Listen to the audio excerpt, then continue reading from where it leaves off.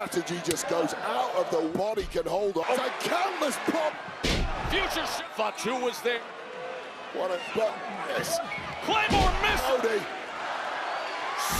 बात करते हैं सेथ रॉलिन्स से जुड़ी एक इंटरेस्टिंग अपडेट के साथ। रिसेंटली सेथ रॉलिन्स ने अपना रिटर्न को लेकर बात की जो हुआ था एलिमिनेशन चैम्बर के मेन इवेंट के अंदर। और रॉलिन्स ने बताया कि जब वो रिंग के नीचे थे और अपना मोमेंट का वेट कर रहे थे तब एरिना का एटमॉस्फेयर भाई बिल्कुल क्रेजी हो चुका था। उन्होंने कहा कि यूनाइटेड सेंटर में क्राउड इतना इलेक्ट्रिक था कि एनर्जी को कंट्रोल करना है भाई सबसे मुश्किल काम था। रॉलिन्स के अकॉर्डिंग जब उनका एंट्रेंस का मोमेंट आया और वो रिंग में आए तब सामने खड़े थे लोगन पॉल। और रॉलिन्स ने कहा कि उस मोमेंट पर उन्हें बस एक ही चीज का वेट था, लोगन पॉल को वो स्टंप कैसे मारे। लेकिन रॉलिन्स ने यह भी एडमिट किया कि उस वक्त सबसे मुश्किल चीज ये थी कि अपने आप को कंट्रोल में रखे, क्योंकि क्राउड की एनर्जी और एड्रेनालाइन इतना ज्यादा था कि बस दिल चाहता था कि तुरंत वो एक्सप्लोड कर जाए। और फाइनली रॉलिन्स ने कहा कि इतने टाइम बाद रिंग में वापस आना उनके लिए बहुत ही स्पेशल और इमोशनल मोमेंट था। तो भाई नेक्स्ट अपडेट आता है ड्रू मैकिंटायर को लेकर और ये उनके old theme song broken dream से रिलेटेड है। रिसेंटली ड्रू मैकिंटायर से फैंस ने फिर से डिमांड की कि डब्ल्यूडब्ल्यूई उनका आइकॉनिक थीम ब्रोकन ड्रीम्स वापस लाए। इस पर भाई ड्रू मैकिंटायर ने बोला कि उन्हें पता है कि फैंस इस थीम को बहुत पसंद करते हैं। उन्होंने कहा कि उन्हें रोज सोशल मीडिया पर और रियल लाइफ में भी लोग इसके बारे में पूछते रहते हैं। लेकिन ड्रू ने क्लियर किया कि अगर फैंस सच में इस थीम को वापस लाना चाहते हैं तो उन्हें ट्रिपल एच को ट्वीट करना चाहिए, क्योंकि फाइनल डिसीजन वही ले सकते हैं। हाँ, ड्रू ने यह भी कहा कि उनका करंट थीम उनके कैरेक्टर को परफेक्ट सूट करता है, लेकिन अगर रेसलमेनिया जैसे बड़े इवेंट पर ब्रोकन ड्रीम्स वापस आए तो वो खुद भी उस मोमेंट को एंजॉय कर पाएंगे। अब सवाल आपसे है कि भाई क्या आप रेसलमेनिया पर ड्रू मैकिंटायर का ब्रोकन ड्रीम्स थीम वापस देखना चाहते हो? तो भाई नेक्स्ट अपडेट आता है रेसलमेनिया को लेकर और ये काफी इंटरेस्टिंग है। रिपोर्ट्स के अकॉर्डिंग भाई इस साल रेसलमेनिया के लिए ओरिजिनल प्लान कुछ और ही था। प्लान ये था कि भाई जेड कारगिल रेसलमेनिया में वुमेन्स चैंपियनशिप को डिफेंड करे और उनका ओपोनेंट होती बियांका बेलेयर। और स्टोरी को बिल्ड करने के लिए डब्ल्यूडब्ल्यूई का सबसे बड़ा आइडिया था कि बियांका बेलेयर रॉयल रंबल या फिर एलिमिनेशन चैम्बर में से कोई एक मैच जीतकर वो टाइटल अपॉर्चुनिटी अर्न करे। मतलब सिंपल वर्ड्स में देखा जाए तो भाई डब्ल्यूडब्ल्यूई का initially Jade Cargill versus Bianca Belair को रेसलमेनिया का बड़ा वुमेन्स टाइटल मैच बनाना चाहता था, लेकिन अब सिचुएशन चेंज हो चुकी है और डब्ल्यूडब्ल्यूई वालों ने अपने प्लान्स में कुछ एडजस्टमेंट कर लिए हैं। अब देखना ये होगा कि भाई क्या फ्यूचर में हमें फिर से Jade Cargill versus Bianca Belair का ड्रीम मैच देखने को मिलेगा या डब्ल्यूडब्ल्यूई कंप्लीटली कोई नया डायरेक्शन लेने वाले हैं। आप लोग कमेंट में जरूर बताओ Jade Cargill versus Bianca Belair क्या ये मैच रेसलमेनिया पर होना चाहिए था या फिर नहीं। तो भाई नेक्स्ट अपडेट आता है एलिस्टर ब्लैक को लेकर, जिन्होंने रिसेंटली एक इंटरेस्टिंग बात रिवील की है रॉयल रंबल के प्लान्स के बारे में। एलिस्टर ब्लैक ने बताया कि ओरिजिनली उनका प्लान था कि वो रॉयल रंबल मैच में पार्ट बने, लेकिन डब्ल्यूडब्ल्यूई क्रिएटिव टीम ने एक स्टोरी स्टार्ट करना चाहती थी जिसमें रैंडी ऑर्टन भी इन्वॉल्वड होते। लेकिन एलिस्टर ब्लैक के अकॉर्डिंग अगर वो स्टोरी रॉयल रंबल में ही स्टार्ट कर देते तो इतने बड़े मैच में वो मोमेंट शायद वो क्राउड में लॉस्ट हो जाता। उन्होंने कहा कि रॉयल रंबल में 30 सुपरस्टार होते हैं और उस केओस में उनकी स्टोरी लाइन बस 2 सुपरस्टार के एलिमिनेशन तक ही लिमिटेड रह सकती थी। इस वजह से भाई डिसीजन लिया गया कि उस स्टोरी को रॉयल रंबल में स्टार्ट ना करके बल्कि अपकमिंग स्मैकडाउन में सेव किया जाए। और एलिस्टर ब्लैक ने यह भी कहा कि बाद में जब उनका सेगमेंट स्मैकडाउन के मेन इवेंट में हुआ तो उस स्टोरी लाइन को अपनी अलग आइडेंटिटी और मोमेंटम मिल गया। अब देखना इंटरेस्टिंग होगा कि भाई क्या आने वाले वीक्स में Alistair Black versus Randy Orton की राइवलरी और भी इंटेंस होने वाली है। आप लोग क्या सोचते हो, क्या ये स्टोरी रॉयल रंबल में स्टार्ट होनी चाहिए थी या फिर स्मैकडाउन पर बिल्ड होना ही बेटर डिसीजन था? तो भाई लास्ट और फाइनल अपडेट आता है रोमन रेंस और सीएम पंक के पॉसिबल रेसलमेनिया शोडाउन को लेकर। और कई फैंस का मानना है कि भाई रेसलमेनिया में रोमन रेंस सीएम पंक को क्यों डिथ्रोन करना चाहिए। सबसे पहला रीजन है भाई पंक ने जो डिसरिस्पेक्ट किया था रोमन रेंस के फादर सिक्का एनोय का, उसका बदला भाई रोमन रेंस ले सकते हैं। दूसरा रीजन ये है कि भाई सीएम पंक ने ये क्लेम किया कि उन्होंने शील्ड को क्रिएट किया था, तो रोमन रेंस भाई उस नैरेटिव को हमेशा के लिए खत्म कर सकते हैं। तीसरा और सबसे बड़ा पॉइंट भाई रोमन रेंस का 2 साल baby face redemption arc complete हो सकता है अगर वो रेसलमेनिया के अंदर पंक को हरा देते हैं। और अगर ऐसा होता है तो भाई फ्यूचर में एक मैसिव ड्रीम मैच भी सेट हो सकता है Roman Reigns versus the rock का। अब देखना ये होगा कि भाई क्या रेसलमेनिया में रोमन रेंस सच में सीएम पंक को डिथ्रोन कर पाएंगे या फिर नहीं। और सबसे बड़ा सवाल है कि भाई क्या आप लोग रोमन रेंस को फिर से चैंपियन देखना चाहते हो? After all you acknowledge him. बाकी भाई आज का वीडियो बस इतना ही था, मिलते हैं आपको अगले किसी वीडियो के अंदर, तब तक के लिए voices thank you and bye.